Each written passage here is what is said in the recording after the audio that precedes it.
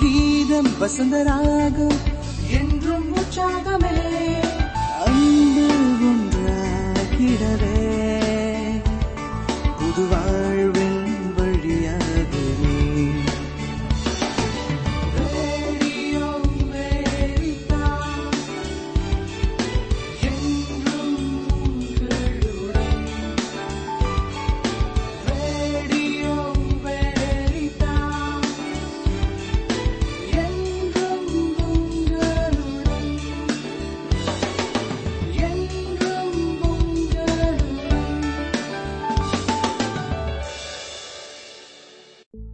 அன்புமிக்க தமிழ் வெரிதாஸ் நேயர்களே அனைவருக்கும் வணக்கம்.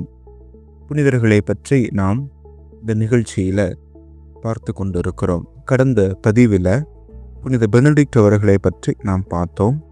அப்போ அவரை பற்றின சில கேள்விகள் நான் கேட்டிருந்தேன். அந்த கேள்விகளுக்கு சரியான பதிலை இப்பொழுது நாம் பார்ப்போமா? புனித பெனடிக்ட் எந்த ஆண்டு பிறந்தார் என்று கேட்டேன். அந்த கேள்விக்கு சரியான பதில் 480ஆம் ஆண்டு பிறந்தார். இரண்டாவது கேள்வி, அவர் எந்த சபையை ஏற்படுத்தினார் என்ற கேள்விக்கு ஆசீர்வாத அப்பர் சபை என்பது சரியான பதில். மூன்றாவது கேள்வி, அவர் அடிக்கடி தன்னுடைய மறைவுரைகளில் பயன்படுத்தின வார்த்தைகள் என்ன அப்படின்னு அந்த கேள்விக்கு இறை வேண்டலும் உழைப்பும் மனித வாழ்க்கைக்கு முக்கியம் என்ற பதில் சரியான பதில். இந்த கேள்விகளுக்கு சரியான பதிலை திரு ஜி ஞானமுத்துராஜ் அவர்கள் கொடுத்திருக்கிறார்கள். எனவே அவருக்கு மனமார்ந்த பாராட்டுகளை நாம் தெரிவித்துக் கொள்வோம். அன்புமிக்கவர்களே, இந்த நாளிலே தாய் திரு அவை புனித 4ஆம் லியோவை கொண்டாடி மகிழ்கின்றது. புனித 4ஆம் லியோ. இப்பொழுது இருக்கக்கூடிய திருத்தந்தையும் லியோ அப்படிங்கிற பெயரை அவர் என்ன செய்கிறார், எடுத்திருக்கிறார். இவர் 4ஆம் லியோ. நமக்கு இருக்கக்கூடியவர் 14ஆம் லியோ. இந்த 4ஆம் லியோ தாய் திருவை காற்றின பணிகள் என்ன, அவர் இந்த தாய் திருவினுடைய தலைவராக இருந்து நம்ம எப்படி முற்காலத்தில் வழி நடத்தினார் என்பதை இந்த நிகழ்ச்சியில நாம் பேசலாம். நிகழ்ச்சியினுடைய இறுதியில கண்டிப்பாக கேள்வி கேட்பேன், பதில் சொல்லணும் நீங்க. ஓகேவா? இன்றைக்கு நாம் நினைவு கூறக்கூடிய புனித 4ஆம் லியோ, இவர் 790ஆம் ஆண்டு ரோமையில் பிறந்தார். இவர் வளர்ந்தது படித்தது எல்லாமே ரோமையில்தான். ரோமையில் இவர் படித்து கொண்டிருந்த போது திருத்தந்தை 4ஆம் கிரகோரியின் நட்பு கிடைத்தது. அது மூலம் இவர் திருத்தொண்டராக உயர்த்தப்பட்டார். பின்னாளில் திருத்தந்தை 2ஆம் சொர்ஜியூஸின் மறைவுக்கு பின்னர் இவர் 4ஆம் லியோ என்ற பெயருடன் திருத்தந்தையாக உயர்ந்தார். அந்நாட்களில் அரேபியர்களின் படையெடுப்புகளால் ரோமையில் இருந்த பல கோயில்கள் சேதமுற்று இருந்தன. அவற்றுக்கெல்லாம் புது வடிவம் கொடுத்தவராக புனித 4ஆம் லியோ இருந்தார். புது பொலிவு கொடுத்தார். நிறைய மக்களை ஆலயங்களுக்கு வர வைத்தார். அதோடு மட்டுமல்ல, ரோமைக்குள் எதிரிகள் வரக்கூடாது என்பதற்காக சுற்றிலும் மதில் சுவரை கட்டியவராக இவர் இருந்தார். இதனால் எதிரிகளினுடைய தாக்குதல் படிப்படியாக குறைந்தது. 847ஆம் ஆண்டிலிருந்து 855 வரை இவர் திருத்தந்தையாக பணியாற்றிய நாட்களில் 3 முறை குருக்கள் மாமற்றத்தை கூட்டி வளர்ச்சிக்கான பணியை முன்னெடுத்தவராக இவர் இருந்தார். அதே நேரத்தில் குருக்களிடம் இருந்த ஒரு சில தவறான போக்குகளை இவர் கடுமையாக கண்டித்தார். இதனால ஒரு சிலருக்கு இவரை பிடிக்காமல் போது அந்த இடத்திலிருந்து கிளம்பி போறாங்க. ஆனாலும் கூட தன்னுடைய கன்னிமையான நடத்தையினால், கனிவான செயலினால் அதை சரி செய்தார். இப்படி திரு அவையின் வளர்ச்சியின் பணியில் தன்னை முழுமையாக ஈடுபடுத்தி கொண்டவர் புனித 4ஆம் லியோ. திரு அவை எல்லா விதமான ஆபத்துகளிலிருந்தும் காத்த திருத்தந்தை, நல்ல ஒரு திருத்தந்தையாக, மக்களிடம் நல்ல ஒரு உறவு கொண்டிருந்த திருத்தந்தையாக இருந்தார். 4ஆம் லியோ அவர்கள் 855ஆம் ஆண்டு ஜூலை 17ஆம் நாள் தன்னுடைய உயிரை ஆண்டவரிடம் ஒப்படைத்தவராக இருந்தார். இவர் வாழ்ந்த காலகட்டத்தில் எதிரிகளினுடைய கைகளிலிருந்து திரு அவையை காத்தவராக அவர் இருந்தார். இவரை பற்றி ஒரு நிகழ்ச்சி சொல்றாங்க. அந்த நிகழ்ச்சி என்ன என்பதை இந்த பாடலை கேட்டுட்டு வாங்க. நான் உங்களுக்கு அந்த நிகழ்வை நான் சொல்லுகிறேன்.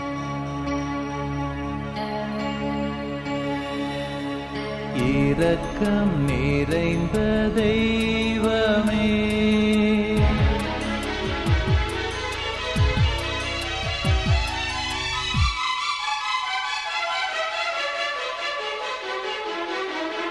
இரக்கம் நிறைந்த தெய்வமே, இதயம் திறந்து அழைக்கின்றேன், உன்னை பாட வருகின்றேன், உன்னை அன்பு செய்கின்றேன்.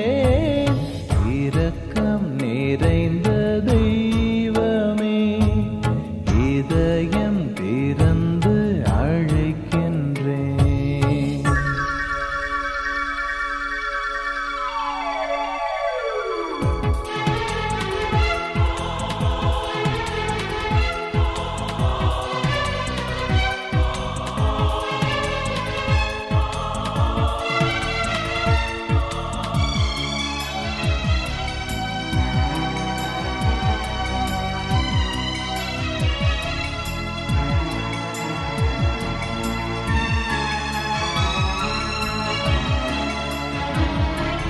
பொன்னும் பொருளும் எனக்கு இருந்தாலும், பெயரும் புகழும் என்னை சூழ்ந்தாலும், உதயம் தேடும் மலரை போலவே, உயிரின் உயிரே உன்னை தேடினே, நிலவில்லா வானம் போலவே, நீ இல்லா வாழ்வும் வாழ்வில்லை. நம்பிக்கையின் நாயகா, நலன்களின் தேவாவா, வார்த்தை ஒன்று பேசுமே, பழங்கள் எல்லாம் கூடுமே. இரக்கம் நிறைந்த தெய்வமே, இதயம் திறந்து அழைக்கின்றேன்.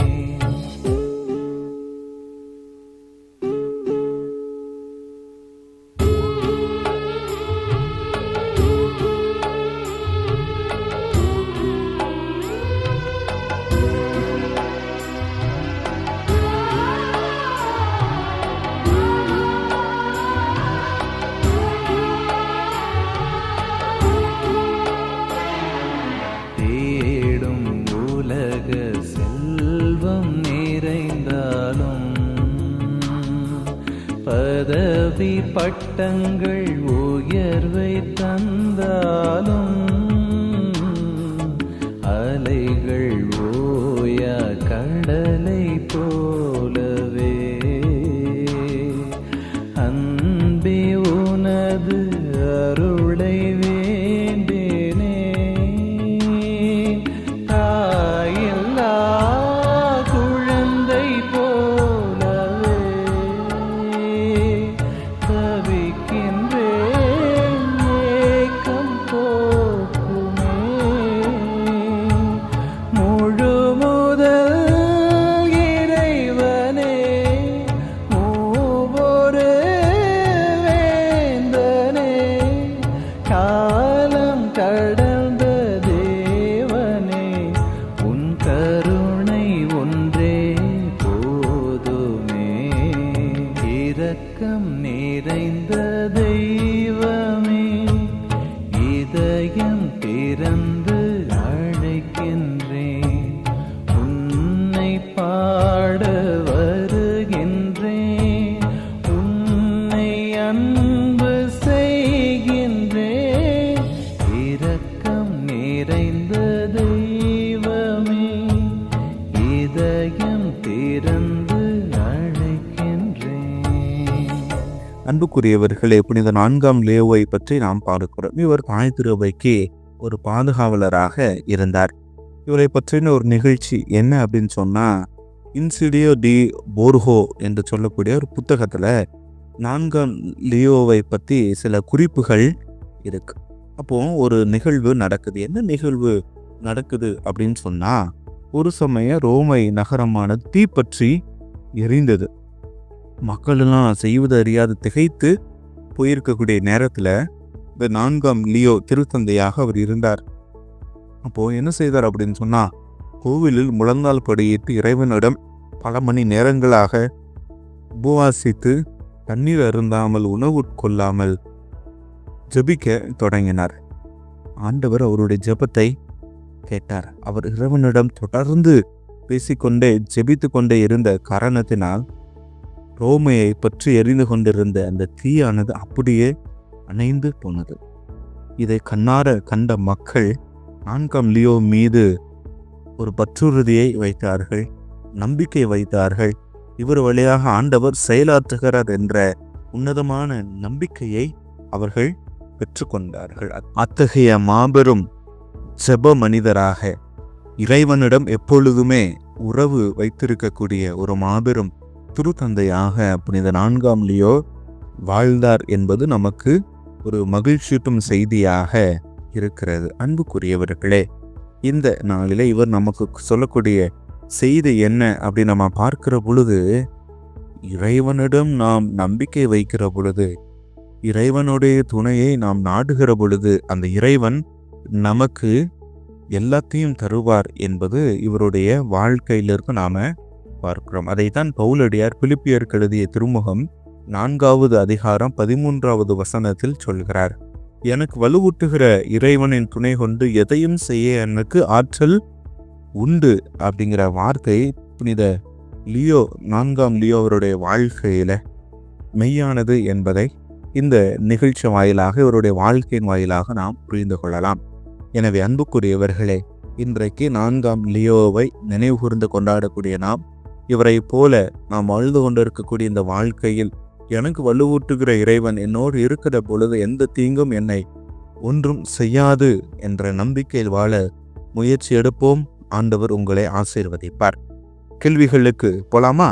முதல் கேள்வி, இவர் எந்த திருத்தந்தைக்கு பின்னதாக திருத்தந்தையாக பொறுப்பேற்றார்? 4ஆம் லியோ எந்த திருத்தந்தைக்கு அடுத்ததாக திருத்தந்தையாக பொறுப்பேற்றார்? இது முதல் கேள்வி. இரண்டாவது கேள்வி, இவர் எத்தனை முறை குருக்கள் மாமன்றத்தை கூட்டினார்? திருத்தந்தை லியோ எத்தனை முறை குருக்கள் மாமன்றத்தை கூட்டினார்? மூன்றாவது கேள்வி, இவரை பற்றி குறிப்பிட்டிருக்கக்கூடிய புத்தகத்தினுடைய பெயர் என்ன? இவரை பற்றி குறிப்பிட்டு இருக்கக்கூடிய புத்தகத்தினுடைய பெயர் என்ன? அன்புக்குரியவர்கள், இந்த கேள்விகளுக்கு சரியான விடையை கமெண்ட் பாக்ஸில் போடுங்க. இறைவனுடைய ஆசீர் உங்களுக்கு நிறைவாக கிடைக்கட்டும்.